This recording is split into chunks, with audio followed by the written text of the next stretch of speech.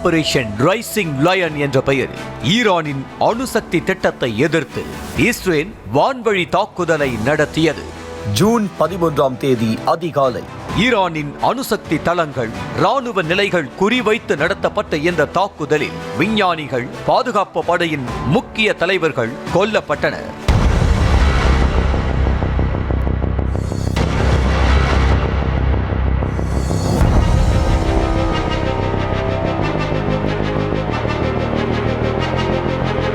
Iran நாடு பல ஆண்டுகளாக அணு ஆயுத தயாரிப்பு முயற்சியில் ஈடுபட்டு வருகிறது.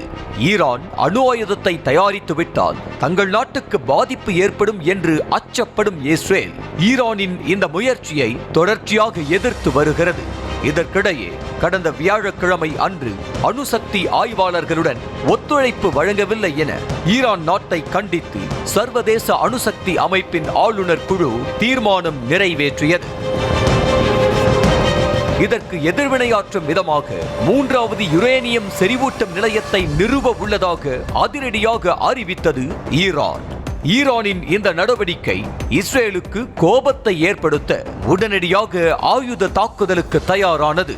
ஈரானின் அணுசக்தி தளங்கள், ராணுவ நிலைகள் என 10க்கும் மேற்பட்ட இடங்களை குறிவைத்து தாக்குதல் நடத்தினர். இந்த தாக்குதலில் ஈரானின் துணை ராணுவ புரட்சிகர காவல் படையின் தலைவர் ஹொசைன் சலாமி மற்றும் ஈரானின் ஆயுத படைகளின் தலைமை தளபதி முகமது பகேரி ஆகியோர் கொல்லப்பட்டனர். 95க்கும் மேற்பட்டோர் காயமடைந்துள்ளனர். இந்த தாக்குதல் குறித்து பேசியிருக்கும் இஸ்ரேல் பிரதமர் பெஞ்சமின் நெதன்யாகு, இஸ்ரேலின் உயிர் வாழ்வுக்காக ஈரானின் அச்சுறுத்தலை முறியடிப்பதற்கான ராணுவ நடவடிக்கை என்று தெரிவித்திருக்கிறார்.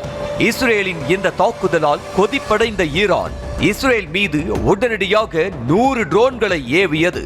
தங்கள் நாடு மீது கை வைத்த இஸ்ரேலுக்கு தக்க பதிலடி தரப்படும் என்றும் இதில் அமெரிக்காவுக்கும் தொடர்பிருப்பதாக ஈரான் குற்றம் சாட்டியுள்ளது. இந்த சம்பவத்தால் ஆவேசமடைந்திருக்கும் ஈரானின் உச்சபட்ச தலைவரான அயதுல்லா அலி கோமெனி இஸ்ரேல் மீது கொடூரமான தாக்குதலை நடத்த சபதம் எடுத்துள்ளார். ஈரானின் வெளியுறவுத்துறை அமைச்சர் போர் பிரகடனத்தையே அறிவித்திருக்கிறார்.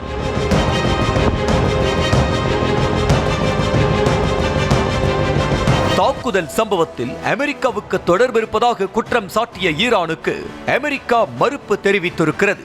இதுகுறித்து கருத்து தெரிவித்திருக்கும் அமெரிக்க அதிபர் டிரம்ப், ஈரான் உடனடியாக அமெரிக்காவுடன் அணுசக்தி ஒப்பந்தத்தை போட வேண்டும் எனவும், இல்லை என்றால் ஈரானின் நிலைமை மிகவும் மோசமடையும் என்றும் தெரிவித்திருக்கிறார்.